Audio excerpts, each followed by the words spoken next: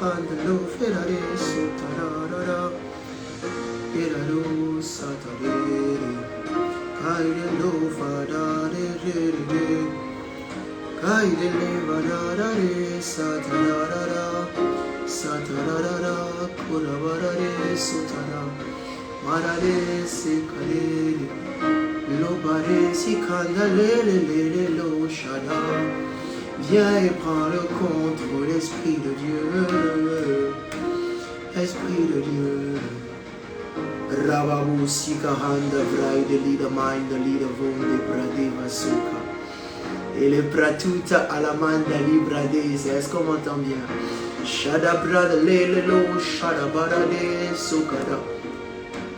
Et la mama sekalo fadela da shada da su. Et la brada lele. Saint-Esprit, nous te confions ce temps. Viens et conduis les choses. Nous t'appelons Paraclet. Esprit de Dieu. Esprit de Dieu.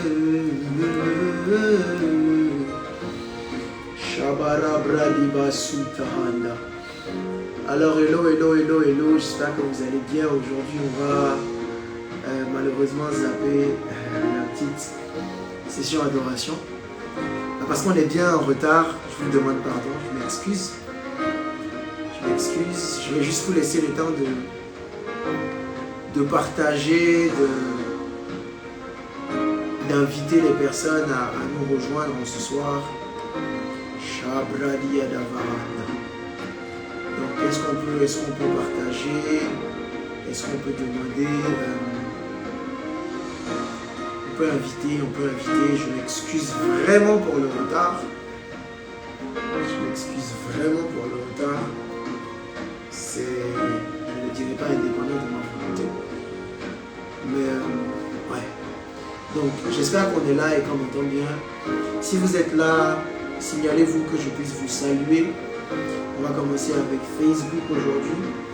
Si vous êtes là sur Facebook, est-ce que vous pouvez vous signaler que je puisse vous faire coucou? Marabaredo shadadara. Les paradebo shadadara. La paradelo fadadara. C'est paradiso. Inadadara. Kaidelo fadadara.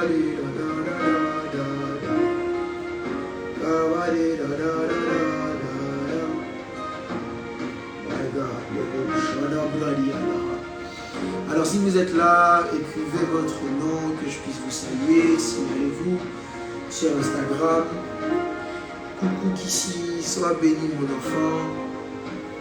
La grâce de Dieu avec toi. Annie, tu bénis ma fille, Dieu te bénisse, Dieu te bénisse, Dieu te bénisse. N'oubliez pas de partager. Hello Johanna, que Dieu te bénisse. Que Dieu te bénisse, que la grâce de Dieu repose sur toi. Que le Seigneur te fasse beaucoup de bien. Sarah, Dieu te surprend au nom de Jésus. Je bénis ma fille. Donc j'espère que vous allez tous bien. On m'entend bien. On va se donner encore 2 minutes. Et puis on va débuter. Donc je vous laisse encore le temps de partager, d'inviter, de dire qu'on est en live. Hello, Pasteur Béatrice, c'est ma tante, sois salué maman. Vraiment maman, que Dieu te bénisse pour le soutien. Vraiment, je sens que tu soutiens l'œuvre que le Seigneur fait au travers de moi, que le Seigneur te bénisse et qu'il te comble au nom de Jésus. Et nous, tu es béni, ma fille, Léos, tu es béni. Libra et Devon, Devadia. On va débuter dans 45 secondes. Dans 45 secondes. On va décoller. Aujourd'hui, on va parler de l'arbre de vie. L'arbre de vie. Si on est prêt, on met We are ready. We are ready. Nous sommes prêts en commentaire. We are ready. Nous sommes prêts. Et je débute. Le couteau suisse. Bonsoir mon enfant. Sois béni au nom de Jésus. Karabarade amatalo se kararabare. Que le Seigneur prenne le contrôle. Amen. Amen. Éternel Dieu, nous te rendons grâce. Prends le contrôle de ces instants. Sois avec nous. Parle à ton peuple. Ne me laisse pas dire ce que j'ai prévu. Mais manifeste-toi exactement comme tu veux le faire ce soir. Et que ton nom seul soit élevé et glorifié. Au nom de Jésus le Messie. Quelqu'un me donne un bon Amen. Quelqu'un me donne un bon Amen. Marababa Shanda. On va mettre quelque chose de calme. Et puis on va y aller. Amen.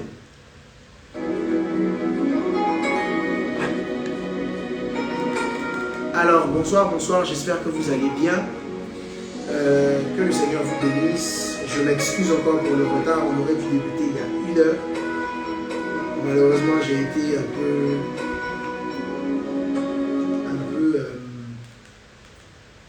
pris, on va dire ça comme ça. Mais je suis là et on va débuter. Alors, le thème de ce soir, c'est produire la vie. Quelqu'un peut écrire en commentaire produire la vie. L'arbre de vie, excusez-moi, l'arbre de vie. Alors, depuis 6 semaines maintenant, le Seigneur nous conduit dans les profondeurs de ces Écritures, où il nous parle et il nous fait du bien, sur cette grande thématique-là qui est reprogrammation. Nous avons commencé, nous avons posé les bases, et dans les bases, nous avons compris que Dieu a créé l'homme pour un but. Ce but-là, c'était de gouverner la terre, donc de dominer et d'être l'extension de son règne, parce qu'il a donné la terre au Fils de l'homme. Sauf que dans la volonté de l'homme, enfin de Dieu, de donner la terre à l'homme, le diable, qui avait été lui l'administrateur de la terre à un certain moment et qui avait échoué dans sa tâche, a décidé de s'ériger en adversaire de l'homme pour faire mentir Dieu et lui dire que celui-là, l'homme que tu as créé n'est pas mieux que moi. L'homme que tu as créé n'est pas mieux que moi. Et le diable a donc jeté son dévolu sur la terre. C'est pour ça que la Bible est capable de dire malheur à vous terre, car le diable est venu vers vous animé d'une ardente colère, sachant qu'il nous reste peu de temps. Donc, il est venu et il a commencé à nous attaquer pour nous empêcher de manifester ce que le Seigneur attend de nous. Quand Dieu nous a créés, Dieu nous a donné son image et sa ressemblance afin que nous puissions dominer. Créons l'homme selon notre image, à notre ressemblance, afin qu'il domine. Donc, Dieu a établi en nous son image et sa ressemblance. Nous avons expliqué ce que c'était que l'image, nous avons expliqué ce que c'était que la ressemblance. Nous avons parlé de l'image comme étant la conscience de notre identité de fils de Dieu, donc de Dieu, parce que nous recevions les gènes, nous avons reçu les gènes de Dieu. Et que si Dieu est Dieu, et que nous sommes les fils de Dieu, alors nous avons les gènes de Dieu. Cette image-là qui a été perdue par Adam à la chute et qui est restaurée par le Saint-Esprit en Jésus, donc par le sacrifice de la croix. Sauf que, parce que nous avons vécu loin de Dieu pendant un moment, le diable a eu le temps de nous déformer et de créer un certain type de mauvaise conscience en nous, qui nous donne de marcher selon une certaine façon. La vie de l'homme est fonction de la conscience de son identité. Et j'ai expliqué que ta vie est le résultat de tes pensées. C'est pour ça que la Bible est capable de dire « Garde ton cœur plus que toute autre chose, car de lui viennent les sources de la vie. » Une autre version que j'ai lue dit « Fais attention à comment tu penses, parce que ta vie est façonnée en fonction. » Amen. Ça, je traduis de la version anglaise. Be careful how you think, because your life is shaped by it. Donc, ta vie est façonnée par comment tu penses. Et il y a donc ce combat-là au niveau de ton âme pour le posséder ou pour l'assujettir. Tu as ce combat-là parce que tout ce qui commence dans le monde spirituel et doit se manifester dans le physique passe par un pont. Et ce pont-là, c'est ton cœur dont la porte est tes pensées. Dont la porte, ce sont tes pensées. Donc, le diable va t'envoyer un certain type de pensée suggérée, un certain type de manière de voir les choses pour que ta vie puisse ressembler à ça. Nous avons étudié par exemple la vie de Job, où nous avons compris que si tous les malheurs que nous connaissons sont arrivés à Job, c'est parce qu'il pensait d'une certaine manière. Il avait peur que cela lui arrive. Il a été capable de dire ce que je crains, c'est ce qui m'arrive. Or, j'ai expliqué que la peur ou la crainte, c'était la foi que quelque chose de malencontreux pouvait nous arriver. Amen. Dieu nous a formés. Le péché, la vie, enfin le péché nous a déformés, le diable nous a déformés. Le Saint-Esprit vient nous transformer, enfin, pour que nous puissions être reformés à l'image originelle. Amen. Et c'est cette reprogrammation-là que nous sommes en train de suivre depuis un certain moment, pour laquelle nous avons passé plusieurs étapes. Quand nous avons fini de comprendre que le diable attaquait donc notre manière de voir, on a compris que la différence entre deux types de personnes, c'était leur manière de voir les choses. Ceux qui voyaient différemment, vivaient différemment. On peut prendre l'exemple des espions qui étaient revenus en Canaan et de Josué et Caleb qui ont vu les choses différemment. Tout le monde a dit, il y a des géants, ils vont nous tuer. Josué et Caleb ont dit, si Dieu nous a donné le pays, nous allons les massacrer. Et la Bible pouvait dire que parce que Caleb a été animé d'un esprit différent, alors il a possédé. Cet esprit différent-là, Dieu nous a fait comprendre par son Saint-Esprit dans l'enseignement que c'était la foi. Amen. Que la Bible dit, nous marchons non par la vue, mais par la foi. Donc la foi, c'était les yeux de notre esprit. Et c'est les yeux avec lesquels Dieu veut qu'on marche. On a compris que le péché originel, on en reparlera dans l'étape d'aujourd'hui, donc je vais zapper.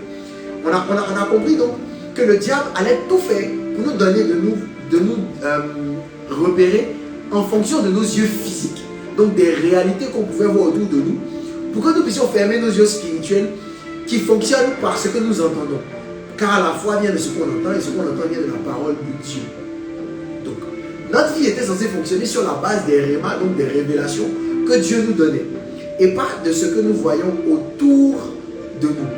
Et ensuite, on a compris que le diable vient donc ingérer des mauvaises pensées qui, lorsque nous les entretenions, devenons des mauvais trésors, des forteresses. Et nous avons compris que pour combattre une forteresse, il faut la vérité qui est l'opposé de ce mensonge du diable. Parce que les forteresses sont gardées par des hommes forts. C'est des démons qui vont venir s'arrêter maintenant pour s'assurer que tu puisses, cette pensée-là puisse rester en toi et que tu puisses marcher par cela. Ok? Je suis encore en train de faire mon introduction pour rappeler un peu le contexte. Et nous avons compris que le vrai combat spirituel, c'était le combat des pensées. Parce que la Bible dit en Timothée, qu'il faut garder la bonne conscience. Je lis 1 Timothée chapitre 1 du verset 18 à 19. Le commandement que je t'adresse, Timothée, mon enfant, selon les prophéties faites précédemment à ton sujet, c'est que d'après elle, tu combattes le bon combat en gardant la foi et une bonne conscience. Cette conscience, quelques-uns l'ont perdue et ils ont fait naufrage par rapport à la foi. Donc le diable attaquait notre conscience parce qu'une conscience souillée va faire naufrage par rapport à la foi. Amen. J'ai expliqué que la foi, Hébreux chapitre 11 verset 1, qui dit que la foi est la ferme assurance des choses qu'on espère et une démonstration qu'on ne voit pas, était le processus de la foi. Mais que la vraie foi, c'était ayant les regards fixés sur Jésus. Donc, courir dans le couloir qui nous est designé, ayant les regards fixés sur Jésus. Et nous avons pris l'exemple de Pierre qui a marché sur les eaux parce qu'il avait les regards fixés sur Jésus et qui marchait donc sur une révélation, sur une pierre. Tu es Pétro et sur Pétra. Et nous avons compris que dans une guerre, il y a celui qui est le challenger qui veut donc prendre le trophée et il y a celui qui est le champion qui veut conserver le trophée. Et nous avons compris que lorsque c'est nous qui sommes champions et qu'il y a une parole de Dieu qui est là et que le diable vient nous attaquer, donc on est en mode défense, il faut chasser la pensée là par une révélation à laquelle nous ne croyons pas, mais à laquelle nous sommes convaincus. Parce que Jésus nous a fait comprendre qu'on peut croire sans être convaincu. Il a dit, pendant que Jésus prêchait, plusieurs crurent en lui. Et il leur dit, si vous demeurez dans mes paroles, vous serez réellement mes disciples. Vous connaîtrez la vérité et la vérité vous affranchira. Donc, croire est différent de connaître dans la dimension d'avoir la révélation. Parce que c'est une révélation qui transforme. Amen. Et pour avoir une révélation, il faut demeurer dans la parole. Amen. Donc, c'est une parole. Quand le diable envoie, le diable vient te dire, si tu es réellement le Fils de Dieu, toi tu dois lui répondre, il est écrit. Ça veut dire que dans mon cœur, la parole qui existe, c'est ce que Dieu a dit. Ce n'est pas ce que tu es en train de faire là. Tu ne peux pas me déstabiliser. C'est ce que Dieu m'a dit là. C'est ce que je crois et c'est ce qui est dans ma vie. Amen. parce que pour la parole, à tous ceux qui ont cru, qui l'ont accepté et qui ont cru en son nom, elle a donné le pouvoir de devenir. Et quand c'est le diable qui a imposé en nous une mauvaise conception des choses, donc une forteresse qui s'élève contre la connaissance de Christ, il faut la renverser. Et pour la renverser, il faut pousser un cri, comme devant les murailles de Jéricho, devant les forteresses de Jéricho, il y a eu un cri. Sauf qu'un cri est fort parce qu'il est précédé par un silence. Et le silence là, c'est le temps que tu prends dans la méditation pour qu'une révélation de Dieu puisse s'installer en toi, afin que quand tu la proclames avec puissance. Amen. Amen. Amen. Et nous avons fini notre enseignement de la semaine passée comment on appelle ça? En expliquant que l'épée de l'esprit c'était la parole et que c'était la seule arme offensive. Et que le Seigneur donc doit nous donner des paroles sur lesquelles nous devons fonctionner. Aujourd'hui, nous allons parler de l'arbre de vie. Merci Seigneur, et nous rentrons dans notre message d'aujourd'hui. Merci Seigneur de conduire les choses, que ton nom soit béni au nom de Jésus. Amen. Nous allons prendre nos Bibles dans le livre de Genèse au chapitre 2.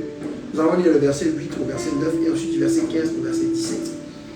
La Bible dit: Puis l'Éternel Dieu planta un jardin en Éden, du côté de l'Orient, et il y mit l'homme qu'il avait formé. L'Éternel Dieu fit pousser du sol des arbres de toute espèce, agréables à voir et bons à manger, et l'arbre de la vie au milieu du jardin, et l'arbre de la connaissance du bien et du mal. Verset 15. L'Éternel Dieu prit l'homme et le plaça dans le jardin d'Éden pour le cultiver et pour le garder.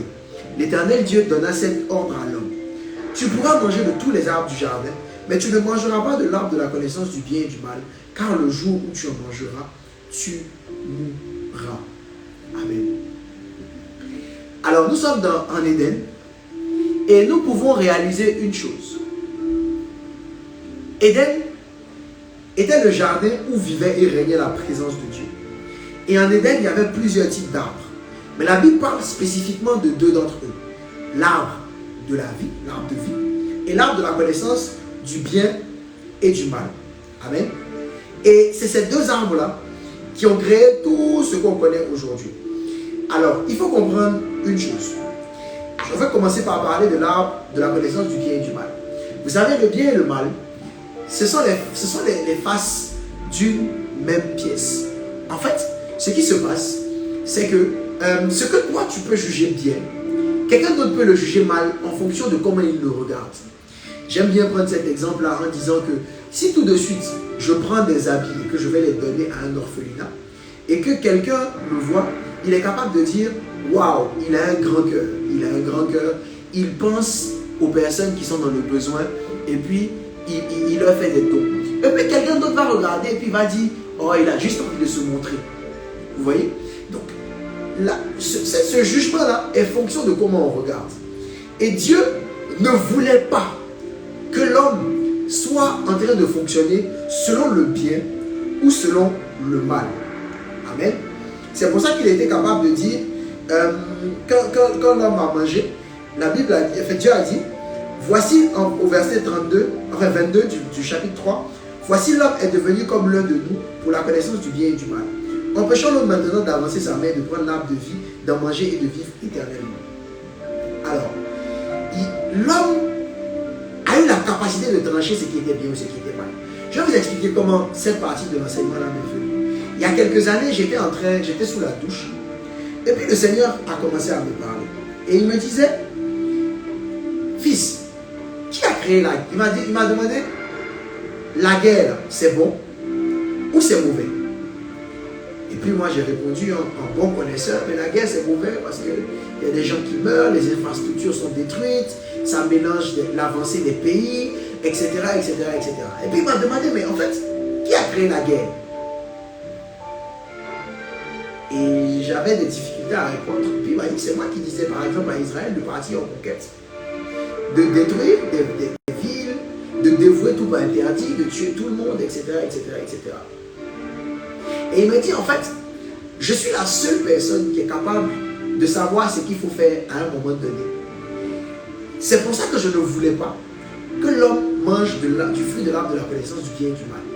Parce que le fruit de l'arbre de la connaissance du bien et du mal est venu établir en l'homme ce qu'on appelle le discernement, ce qu'on appelle la logique. ça lui a ouvert les yeux. C'est pour ça qu'il était capable de dire qu'il est devenu comme l'un de nous, connaissant le bien et le mal. Il est devenu comme l'un de nous, connaissant le bien et le mal. L'homme avait maintenant la capacité de juger ce qui était bien et ce qui était mal. La preuve, il a jugé qu'il était nu. Et donc il devait se cacher parce qu'être nu pour lui, c'était mal. Alors que ça ne gênait pas Dieu qu'il soit nu parce que Dieu voulait qu'il soit nu. Amen. Le péché originel n'était donc pas une question de manger un arbre, des fruits d'un arbre ou pas du tout. C'était une question de l'homme qui a pris son indépendance vis-à-vis de Dieu. Parce que la vérité, c'est que Dieu voulait que l'homme s'oriente seulement en fonction de ce que lui dit et pas en fonction de quelque chose d'autre. Quand Dieu dit à l'homme, tu peux tout manger, Dieu voulait que l'homme puisse tout manger, sauf ce qu'il a dit. Mais l'homme a décidé que maintenant, il va définir ce qu'il veut manger, et etc., etc., etc. Comment on appelle ça? Jésus dit à Pierre qu'il doit mourir. Et Pierre lui dit, Seigneur, car cela ne tient, c'est impossible que toi tu meurs, on n'est pas d'accord avec ça. Toi tu ne peux pas mourir. Jésus lui dit, arrière de moi, Satan. Car tes pensées ne sont pas celles de Dieu, mais celles des hommes. Matthieu chapitre 6, du verset 21 au verset 23. Arrière de moi, Satan. Car tes pensées ne sont pas celles de Dieu, mais celles des hommes. Il ne dit pas ne sont pas celles de Dieu, mais celles du diable. Il dit celles des hommes. Parce que, comme je vous ai dit, ce qui est arrivé, c'est la logique qui est entrée en l'homme. Et c'est la même conversation que Ève a eu avec le serpent. Donc, Dieu n'a jamais voulu que l'homme soit en train de juger ce qui est bien et ce qui est mal. Dieu veut que l'homme puisse produire la vie. Que l'homme fasse ce qui va produire la vie. Je vous explique. Pour Pierre, c'était impossible que le brave du film puisse mourir. Parce que si le brave meurt, ça veut dire que le film est mis en péril. Si le brave meurt, ça veut dire que le film est mis en péril. Alors que, pour que le plan de Dieu puisse s'accomplir, Jésus devait mourir. Mais selon la logique humaine, c'était compliqué. Selon la logique humaine, c'était compliqué. L'arbre de la connaissance du bien et du mal, c'est le raisonnement, c'est la logique. Genèse chapitre 3, le verset 6. La femme vit que l'arbre était bon à manger et agréable à la vue et qu'il était précieux pour ouvrir l'intelligence. Elle prit de son fruit et elle en mangea. Elle en donna aussi à son mari qui était auprès d'elle et il en mangea. La Bible dit, elle a vu. Et donc, ses yeux physiques lui ont donné une interprétation du fruit. Donc, elle a vu et elle a jugé que le goût était bon. Sa logique lui a dit c'était bien. Et quand elle a mangé et qu'elle a donné à son mari et qu'ils ont mangé, à partir de ce moment-là, ils étaient capables de prendre des décisions sur la base de ce qu'ils jugeaient bien ou ce qu'ils jugeaient mal. La Bible nous dit une chose. On juge un arbre à son fruit. Et donc, pour qualifier un arbre, on regarde les fruits qu'il produit et pas autre chose. On est d'accord? Or, Jésus a dit, je suis le chemin, la vérité et la vie. Ok? Et Jésus a dit aussi que je suis venu pour que les brebis aient la vie. L'arbre de vie, c'est donc l'arbre qui produit Jésus. Or, Jésus, suivez-moi, si on juge un arbre à son fruit, et que Jésus dit qu'il est venu pour que les brebis aient la vie, ça veut dire que l'arbre de vie, c'est les brebis qui produisent Jésus. C'est les brebis qui produisent Jésus. Or, Jésus est le résultat de la volonté du Père. Ok? L'arbre de vie est l'arbre qui produit Jésus. Or, Jésus est le résultat de la volonté du Père. Ça veut dire que l'arbre de vie n'était rien d'autre que la volonté de Dieu. L'arbre de vie n'était rien d'autre que la volonté de Dieu. Amen. Et l'arbre de vie était positionné au milieu du jardin. Ce qui veut dire que la volonté, ou marcher dans la... Si Éden, c'est la présence de Dieu, Éden, c'est le temple de Dieu, et qu'aujourd'hui, le temple de Dieu, c'est notre vie, ça veut dire que il faut remettre la volonté de Dieu au centre de notre vie. Je vais dire quelque chose que je ne vais pas traiter dans cette série, mais que je vais traiter dans une autre série. Nous sommes à une ère de l'humanité. Nous sommes à une ère de l'humanité où tout est centré sur l'homme. Tout est centré sur l'homme. Sur l'homme, sur ses états d'âme, sur ceci et sur cela. Alors que la volonté première de Dieu, c'est que la volonté du Père soit au milieu. C'est le royaume d'abord. Ce n'est pas l'homme d'abord. C'est le royaume d'abord. Et le royaume, c'est la volonté de Dieu. Donc, il nous faut remettre la volonté de Dieu au centre de notre vie. Or, il faut réaliser une chose, c'est que Dieu a quelque chose à dire sur chacun des aspects de ta vie. Ce que j'ai dit tout à l'heure, on en parlera un peu plus tard, dans une autre série ou quelque chose comme ça. Dieu nous fera grâce. Dieu nous fera grâce. Dieu nous fera grâce. Amen. Amen. Donc, Dieu a quelque chose à dire pour chacun des aspects de ta vie. Et pourquoi je le dis? C'est qu'aujourd'hui, la Bible dit que ton corps est le temple du Saint-Esprit. Ta vie est le temple du Saint-Esprit. Or, quand Dieu donnait les ordonnances à Moïse pour faire le temple, il est parti dans le détail du détail du détail. Amen. Ça veut dire que Dieu a un mot à dire sur chacun des détails de ta vie. Mais est-ce que tu prends le temps pour l'écouter? Est-ce que tu prends le temps pour l'écouter? Amen. Nous devons retourner en Éden, mais c'est en Éden qu'on a été programmé. Et si on va se reprogrammer, ça veut dire qu'on doit retourner en Éden. Et ce qui s'est passé, c'est qu'après qu'Adam et Ève avaient péché, Dieu a envoyé les chérubins protecteurs protéger l'arbre de vie. Parce que si l'homme mangeait de l'arbre de vie à ce moment-là, l'homme serait mort pour l'éternité. L'homme serait pour l'éternité loin de Dieu. Et donc il serait mort pour l'éternité. Il a fallu que Jésus vienne mourir d'abord pour que l'homme soit capable de pouvoir remanger de l'arbre de vie. Sinon, c'était impossible. L'homme allait mourir et ça allait être improductif. Amen. Parce que ce qui s'est passé, c'est que quand le péché est rentré en l'homme, en fait, quand la mort est rentrée en l'homme, Thanatos est rentré en l'homme, Thanatos a positionné en l'homme la loi du péché. Amen. Ça a positionné la loi du péché. Et ça a permis à l'homme de devenir charnel. Donc ça a réveillé la conscience du charnel en l'homme. C'est pour ça que Paul est capable de dire dans le livre de Romains que le bien que je veux faire, je ne le fais pas, mais c'est le mal que je ne veux pas faire que je fais. À cause de la loi du péché qui est en vigueur en moi. Thanatos a donc produit la loi en l'homme, la loi du péché en l'homme. Et la loi du péché était installée. Et tant que cette loi-là n'était pas outrepassée, Dieu était obligé d'empêcher l'homme d'avoir accès à l'arbre de vie. En fait, c'était comme s'il y avait un mot de passe qu'il fallait craquer afin de pouvoir reprogrammer le système. Amen. Et pour le faire, il fallait casser la loi, cette loi du péché. Or, en loi, et enfin en droit, on sait une chose, c'est que une loi ne peut être abolie que par une nouvelle loi. Donc il y a un décret qui est pris. Et quand on veut pouvoir outrepasser ce décret-là, il faut qu'on prenne un nouveau décret. Amen. Amen. Donc il faut une loi qui vient pour abroger la loi précédente. En milieu professionnel, par exemple, quand tu envoies un mail et que tu as une nouvelle information qui change la chose et que tu dois répondre, on envoie un autre mail où on fait précéder de la mention « ce mail annule le précédent ». Et puis on dit maintenant.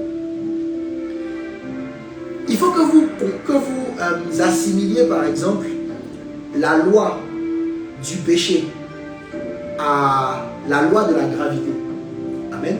La loi de la gravité dit que à cause de la gravité en vigueur, tout corps que tu laisses comme ça va tomber à cause de la gravité. Tout corps que tu laisses va finir par tomber. Sauf que tant que cette loi-là était en vigueur, on ne pouvait donc pas faire flotter quelque chose. Ça veut dire qu'on ne pouvait pas voler. L'homme a donc travaillé pour trouver une loi qui est venue supplanter la loi de la gravité, qui s'appelle la loi de l'aérodynamique. Cette loi de l'aérodynamique là nous dit que quand tu respectes le principe de la portance et que ça annule les forces en vigueur, l'appareil est capable de flotter. Et donc c'est pour ça, le corps est capable de flotter. Et c'est avec cette loi là par exemple que les avions peuvent voler, que les hélicoptères peuvent voler, que les ceci peuvent se suspendre en l'air, que les drones, etc. De cette même manière, la loi du péché étant en l'homme, il fallait que Dieu puisse envoyer une nouvelle loi qui allait abroger la précédente. De la même manière aussi que la loi des nombres entiers naturels a été surpassée par la loi des nombres entiers relatifs. Par exemple, quand tu étais du CP1 au CM2, pour toi, il était impossible de faire 2 moins 4, tu vois. Mais quand tu es rentré au collège et qu'on t'a introduit la loi des nombres entiers relatifs, tu as compris qu'il y a des nombres en dessous de 0. Et donc, à ce moment-là, 2 moins 4 est devenu possible pour toi. Parce que la loi qui te limitait a été outrepassée. Amen. C'est de cette même manière-là que la loi du péché vient être supplantée par la loi de l'esprit de vie. Et quand tu lis Romains chapitre 5, Romains chapitre 6, on en parle en long et en large. On en parle en long et en large. Et cette loi-là est donc devenue effective quand Jésus a dit à la croix, tout est accompli, et que le voile s'est déchiré. Le voile qui séparait le lieu saint du lieu très saint s'est déchiré. Et si vous faites attention et que vous lisez comment Dieu avait demandé que ce voile-là soit fait, il y avait des chérubins qui étaient censés être dessinés sur ce voile-là. Donc, quand le voile est déchiré, c'est comme les chérubins qui avaient été envoyés pour protéger Éden, qui se sont séparés. Pour dire maintenant, de nouveau, l'homme a accès à l'arbre de vie. Donc, autrefois, nous qui étions grands consommateurs de l'arbre de la connaissance du bien et du mal, on a eu maintenant accès à l'arbre de vie. Pourquoi je dis toutes ces choses? Il faut comprendre. Est-ce que tu sais que chaque jour se présente devant toi des choix? 2 choix. Deutéronome chapitre 30, le verset 15 nous dit que je mets devant toi la vie et la mort, choisis la vie afin que tu vives. Amen. Donc, il ne s'agit pas de faire ce qui semble conventionnel. Il ne s'agit pas de faire ce qui semble acceptable aux yeux des hommes, ce qui semble tolérable. Il s'agit de faire ce que Dieu demande. Et c'est là qu'il faut retourner. Il ne s'agit pas de faire ce qui est beau à voir. Il s'agit de faire ce que Dieu demande. Et plus que jamais, le peuple de Dieu doit troquer son analyse et son raisonnement contre le discernement. Le peuple de Dieu doit être capable de troquer son analyse, sa logique, son raisonnement contre le discernement. Je vais vous envoyer dans un petit exercice prophétique. Allons en Nombre chapitre 2, du verset 3 au verset 9. Nombre chapitre 2, du verset 3 au verset 9. On va lire un puissant passage. Je vais même commencer à partir du verset 1. La Bible dit, l'Éternel parla à Moïse et à Aaron et dit, les enfants d'Israël camperont chacun près de sa bannière, sous les enseignes de la maison de ses pères. Ils camperont vis-à-vis et tout autour de la tente d'assignation. À l'Orient, verset 3, le camp de Juda, avec sa bannière et ses corps d'armée.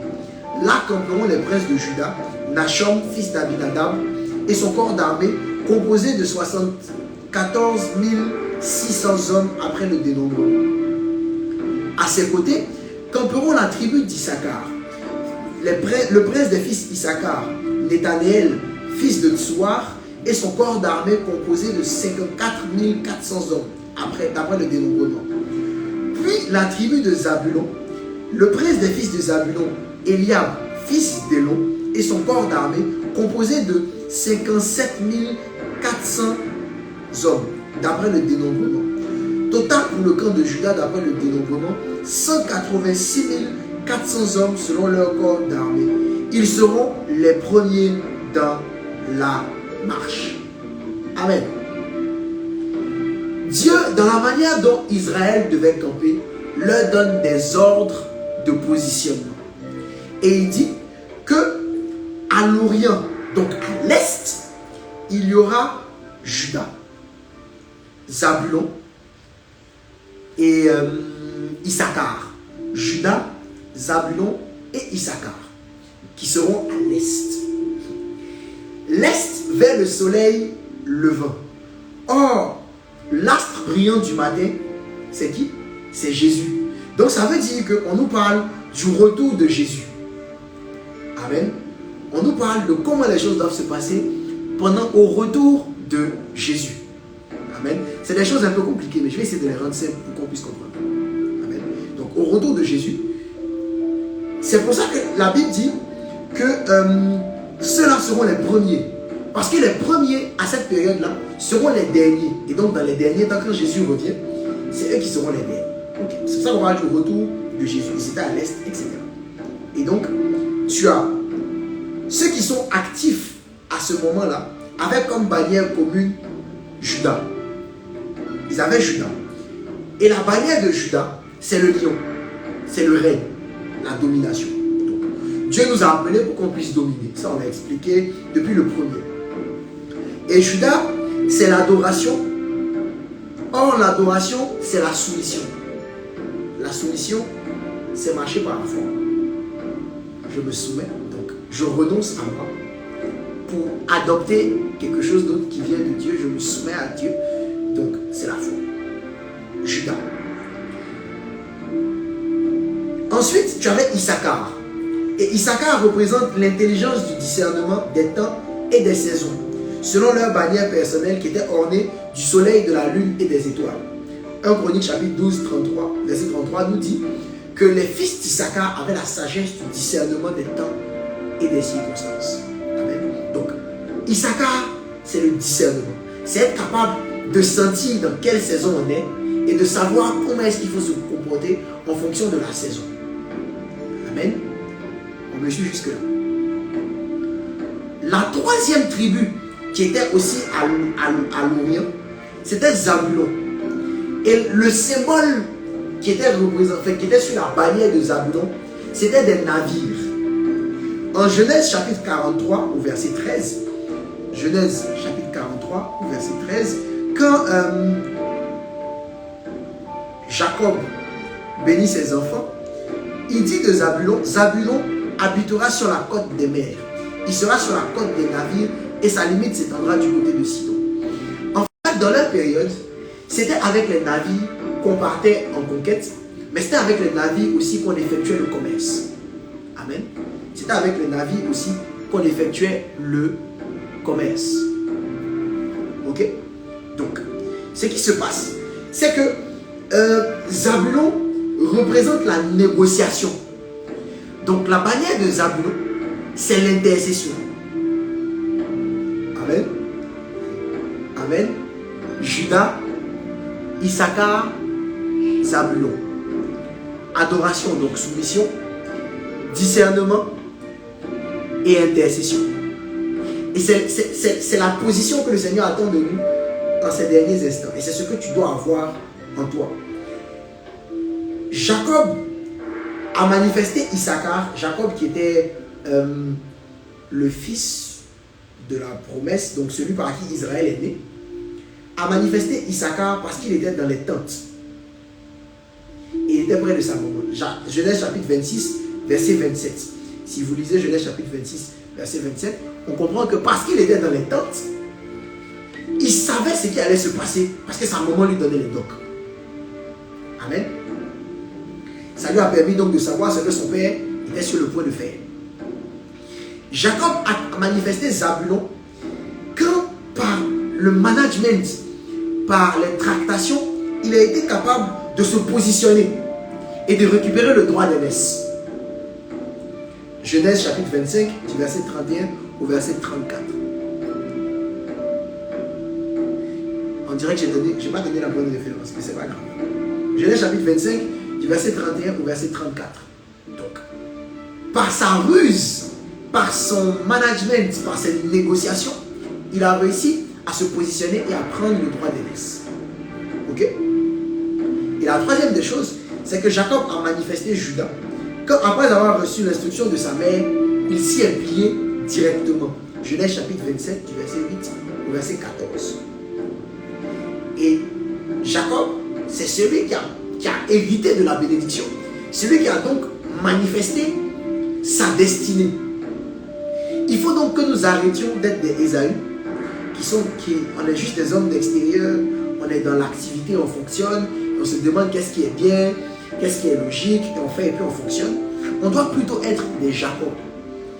On est sous les tentes et on est capable de pouvoir discerner, de pouvoir bien se positionner avec l'intercession, l'intimité, de pouvoir discerner qu'est-ce qui est en train d'arriver et de pouvoir se soumettre à ce qu'on reçoit. Amen. Et c'est ce que le Seigneur attend de nous. Maintenant, la symbolique de l'arbre est utilisée parce que la vie est une succession de choix. Franchement, j'ai dit beaucoup de choses un peu compliquées, mais j'espère qu'on a compris les histoires de manière, j'ai expliqué pourquoi, La symbolique de l'arbre est utilisée parce que la vie donc est une succession de choix. Pour chaque choix que nous avons, enfin pour chaque choix, on a deux ou une infinité de possibilités. En mathématiques, par exemple, dans la discipline de la probabilité, on utilisait la notion d'arbre de choix. Parce qu'un arbre, c'est un tronc qui, à un moment, présente plusieurs ramifications, et les ramifications vont présenter à elles aussi plusieurs ramifications, ainsi de suite, ainsi de suite, ainsi de suite. Le libre arbitre que Dieu nous a donné peut être la plus grande bénédiction que nous avons, mais peut être aussi notre plus grande source de chute. Chaque situation qui va se présenter à nous va nous donner la possibilité de définir la suite de notre vie, tout en étant conscient que chacun des choix aura des répercussions, positives ou négatives. Alors, il faut donc bien décider ce que nous devons faire. C'est pour ça que j'ai parlé de, quand on arrive à la fin des temps, il faut être dans la dimension de ceux qui sont à l'Est. Ceux qui, dans l'intercession, sont capables de recevoir les directives de Dieu. Parce qu'ils savent aussi discerner les temps et les saisons. Et qui se soumettent à l'instruction qu'ils reçoivent. Je reviens sur Zabulon, Issachar et Juda. Zabulon, Issachar et Juda. Donc, on a une infinité de choix parce que Dieu nous a donné le libre arbitre. Comme en probabilité avec l'arbre de choix, Dieu, devant une situation, sait que Dieu ne va pas te forcer à faire quelque chose. Il sait que tu as ton libre arbitre, donc tu peux juger de ce qui est bien ou ce qui est mal. Sauf que le problème de Dieu, c'est que Dieu a toujours voulu être notre boussole à la base. Et ça, je vais expliquer.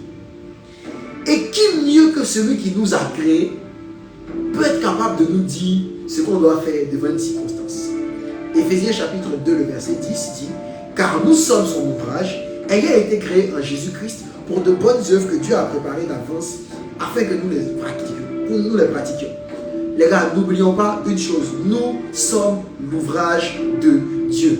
Je suis de ceux qui pensent que personne n'est mieux habilité à faire des mises à jour sur le iPhone que ceux qui ont créé iOS, donc Apple. Je suis de ceux qui pensent que si j'ai créé un programme informatique, c'est à moi de proposer les mises à jour. C'est à moi de travailler sur les mises à jour parce que c'est moi qui l'ai créé selon une certaine manière de penser. Si quelqu'un d'autre veut pouvoir le faire, il faut qu'il soit capable de comprendre ma volonté de base. Amen. Il ne faut donc pas oublier que Dieu nous a créés. Et la vie en elle-même est une succession de mort ou de vie. C'est pour ça que Jésus dit, en fait, je mets devant vous la vie et la mort. Choisis la vie afin que tu vives. Choisis la vie afin que tu vives. Dieu a voulu créer la vie. Dieu a voulu créer l'existence sous la base de cycles de mort et de résurrection. Tout marche par cycle. L'oxygène que tu prends va faire son cycle et mourir pour se transformer en gaz carbonique. Le cycle menstruel de la femme. Donc, tu as des corps qui vont être créés et parce qu'ils n'ont pas été fécondés, vont mourir pour recréer d'autres corps après, etc., etc. La batterie de ton téléphone, tu la charges. Et puis, à un moment, parce que tu l'as utilisé, la batterie meurt et tu dois la recharger encore. Le fait même de dormir et de se réveiller. En fait, chaque fois que tu te couches pour dormir, tu meurs et tu te réveilles, tu ressuscites. Et la vérité, c'est que ces cycles-là ne dépendent pas de ceux qui les subissent, mais dépendent de celui qui les a établis. C'est pour ça que quand tu sais que tu t'apprêtes à dormir, tu fais une prière pour dire Seigneur, je viens dormir, garde-moi pendant la nuit, donne-moi de me réveiller demain matin en bonne santé. La batterie de ton téléphone, ce n'est pas elle qui définit comment elle va se recharger. C'est toi qui vas brancher pour que ça se recharge. Parce que sinon, ça reste là et puis ça meurt. Amen. Ça reste là et puis ça meurt. Tu n'as aucun contrôle sur le fait que quand tu dors et quand tu te réveilles. Dieu nous a créés et chaque choix pour nous est un cycle de mort et de vie pour lesquels nous devons accepter de mourir à notre volonté, à notre logique, à notre manière charnelle de voir les choses pour accepter sa vie qui est lui sa manière de voir les choses. Je le répète, Dieu ne nous a pas créés pour qu'on vienne faire ce qui est bien ou ce qui est mal. Dieu nous a créés pour qu'on fasse ce qui produit la vie. Parce que nous là, ce qui est bien pour nous là, ça peut être mal vu pour quelqu'un d'autre. Nous avons été créés en Jésus-Christ pour de bonnes œuvres qu'il a préparées d'avance pour que nous les pratiquions. Dieu t'a pas demandé de venir créer des œuvres. Dieu a déjà préparé ces œuvres-là d'avance et il faut juste que tu puisses les discerner et les pratiquer. Chaque fois que tu décides de fonctionner selon ta manière de faire et que tu décides de vouloir gérer ton cycle par toi-même, en fait, tu t'auto-proclames ton propre créateur. Tu t'auto-proclames comme étant ton propre créateur. Tu dis que c'est toi qui sais ce qui est bon pour toi. Amen. Et Dieu nous laisse toujours la possibilité donc de choisir notre next move. Mais comme je l'ai dit et je l'ai redit, Dieu souhaite être celui qui te montre le chemin à prendre. Parce que qui mieux que lui sait ce qu'il faut faire. Le verset dit les bonnes œuvres qu'il a préparées d'avance. Je le répète, Dieu n'a pas demandé de venir créer quelque chose parce qu'il a déjà tout préparé pour toi. La Bible dit en Jérémie chapitre 1, le verset 5, « Avant que je t'eusse formé dans le ventre de ta mère, je te connaissais. Et avant que tu fusses sorti de son sein, je t'avais consacré et je t'avais établi prophète des nations. » Comme Jérémie, Dieu ne t'a pas connu le jour où tu es né de nouveau. Dieu t'a connu avant même que tu ne naisses. Parce que c'est lui-même qui t'a mis dans le sein de ta mère. Et même avant ça, il avait déjà défini ce qu'il voulait que tu viennes réaliser. Parce que Dieu n'est pas quelqu'un qui improvise. La Bible dit, Psaume 139, verset 16, « Quand je n'étais qu'une masse effort, tes yeux me voyaient, et sur ton livre étaient tous inscrits les jours qui m'étaient destinés avant qu'aucun d'eux n'existât. » Ça veut dire qu'avant même que tu deviennes, Dieu avait déjà un livre où pour chacun de tes jours, il avait écrit ce que tu devais faire. Révélation, ça veut dire que la volonté de Dieu pour toi est quotidienne. La révélation de Dieu pour toi est quotidienne. Chaque jour a son lot de révélation. C'est pour ça que Jésus avait sa coutume de prière où avant que le lever du jour n'arrive, il s'éloignait pour aller écouter ce que le Seigneur avait comme cahier de charge pour la journée pour lui. Jésus s'éloignait de ses disciples pour aller prier, comme pour aller télécharger ce que Dieu attendait de lui pour cette journée. Il partait non seulement savoir qu'est-ce qu'il devait faire de la journée, mais en même temps, il téléchargeait aussi la force et l'énergie, l'onction de pouvoir le faire.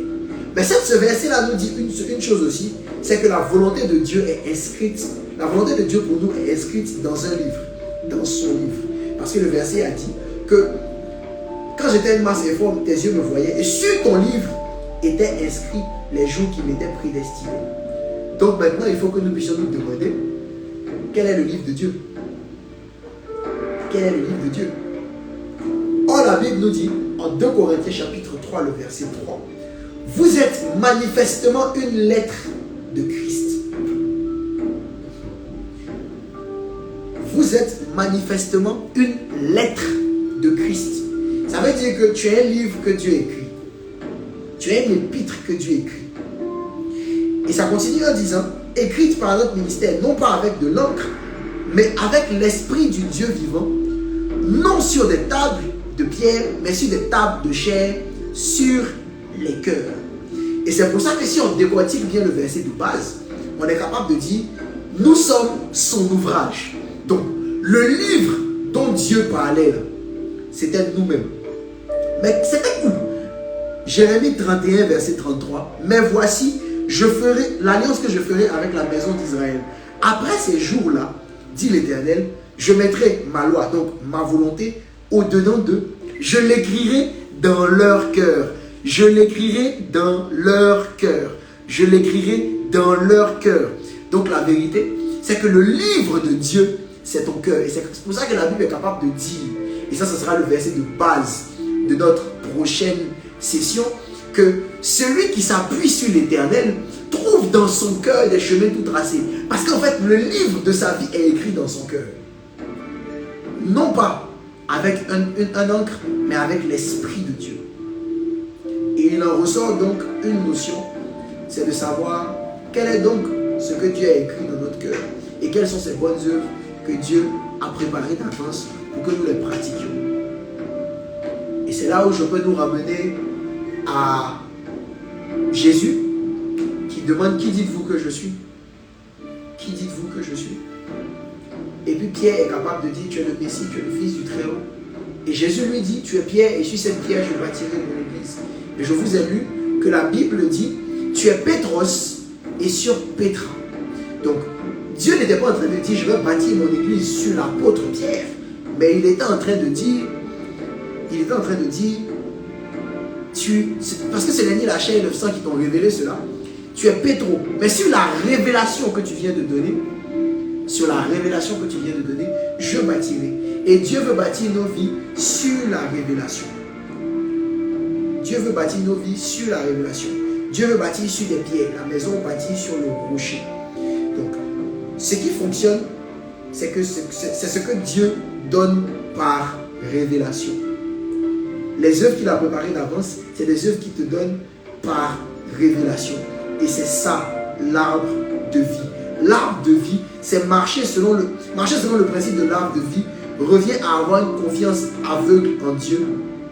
Ça revient à avoir une confiance aveugle en Dieu et en se focalisant uniquement sur qu'est-ce que Dieu dit de la situation. Qu'est-ce que Dieu dit de cet aspect de ma vie? Qu'est-ce que Dieu attend de moi? Qu'est-ce que Dieu veut que je fasse? Et c'est comme ça que je marche. Donc, ça revient à avoir une confiance aveugle en Dieu. Ça revient à marcher par la foi, à voir différemment. On a déjà parlé de ça. Et c'est la clé pour manifester la plénitude de notre potentiel. Parce que celui qui marche dans les œuvres que Dieu a préparées d'avance va manifester ce que Dieu attendait de lui. Or, ce que Dieu attend de toi, c'est la domination. Et quel type de domination, quel type de règne, c'est ce dont nous allons parler la semaine prochaine. Amen, amen, amen. Est-ce qu'on peut acclamer le Seigneur pour sa révélation ce soir? Ma conclusion de ce soir, c'est qu'il faut remettre la volonté de Dieu au centre de notre vie. Il faut qu'on arrête de faire ce qui est bien à voir, ce qui marche, ce qui fonctionne, ce qui est joli. Il faut qu'on arrête. Et il faut qu'on fonctionne sur qu'est-ce que Dieu a dit. Vous savez, à un moment de la vie, Jésus devait payer ses impôts. Je ne sais pas si vous avez déjà vu un pêcheur vous dire qu'il a pêché un poisson et puis il y avait l'argent dans le ventre du poisson en question. Ce qui s'est passé, c'est que quand Jésus a dit: va à cet endroit et lance ton filet, enfin ta canne à pêche à ce moment-là, et que tu vas recevoir, tu vas prendre un poisson et dans ce poisson-là, tu vas trouver un sphincter et tu vas trouver assez pour payer nos impôts. En fait, parce que Pierre a marché sur ce que Dieu a donné sur Jésus a donné comme instruction, ça a créé un poisson en qui il y avait le sphincter, donc il y avait assez pour qu'ils puissent payer leurs dettes. Quand Pierre s'en va et que Pierre décide de faire la pêche toute la nuit, il pêche toute la nuit, et dans sa barque, il ne trouve rien. Pierre était un adepte de la pêche, Pierre était un pêcheur professionnel, mais il s'en va et puis il pêche et puis ça ne marche pas. Ça veut dire que tout ce qui était naturellement possible comme stratégie de pêche, je suis convaincu que Pierre l'a appliqué, mais Pierre est revenu avec une pêche infructueuse, il n'a rien eu. Et quand Jésus lui dit: donne-moi ta barque, Jésus prend la barque. Jésus s'arrête dans la barque. Jésus monte dans la barque. Ça veut dire que la volonté de Dieu est venue se réinstaller au centre de la vie de Pierre. Donc, la barque de Pierre a abrité la volonté de Dieu. Dieu est venu habiter Jésus ne s'arrête pas là. Il s'en va en eau profonde et il commence à prêcher l'évangile. Il prêche. Et quand il finit de prêcher, ça veut dire que la vie de Pierre a servi à l'avancement du règne de Dieu. Dieu lui dit maintenant, jette ton filet. Et la pêche que Pierre a récolté en ce jour-là. Les gars, je peux vous dire par anticipation que marcher selon la volonté de Dieu va vous permettre de marcher, de vivre l'abondance. Je pense que le thème de la semaine prochaine, ça sera vivre Christ. 2 points, marcher dans l'abondance. Je regarde ce que j'ai noté ici. Mais marcher sur la route de votre destinée va vous donner de pouvoir expérimenter la vie de Dieu, l'abondance de Dieu. Et je pense que ce sera le dernier point de notre série. Et puis ensuite, on aura... j'ai mis marcher avec Dieu / vivre Dieu. Mais en fait, c'est vivre l'abondance de Dieu. Et c'est ce dont on va parler la semaine prochaine.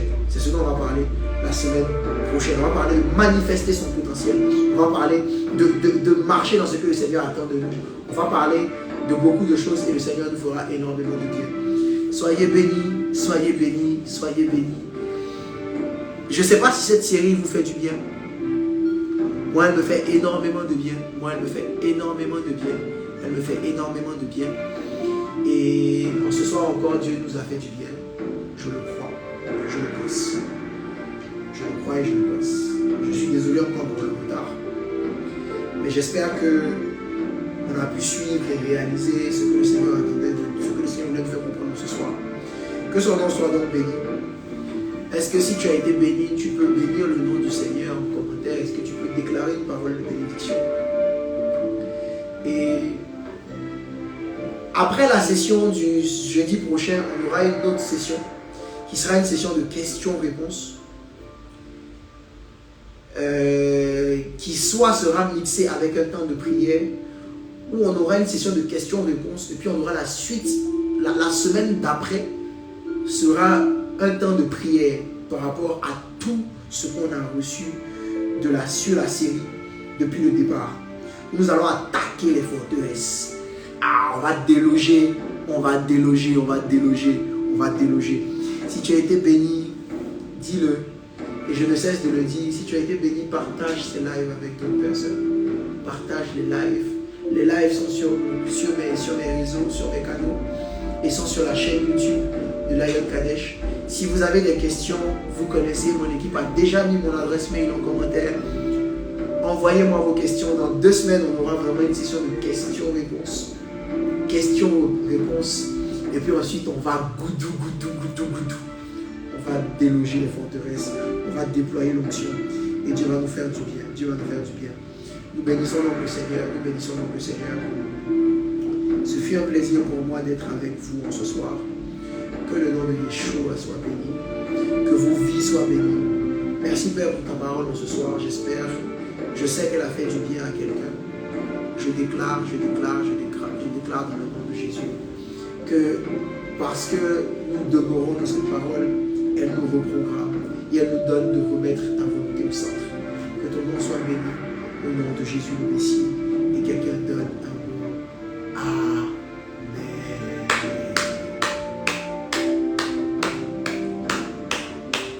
Merci à vous, très bonne soirée, soyez bénis et que la grâce de Dieu soit avec vous.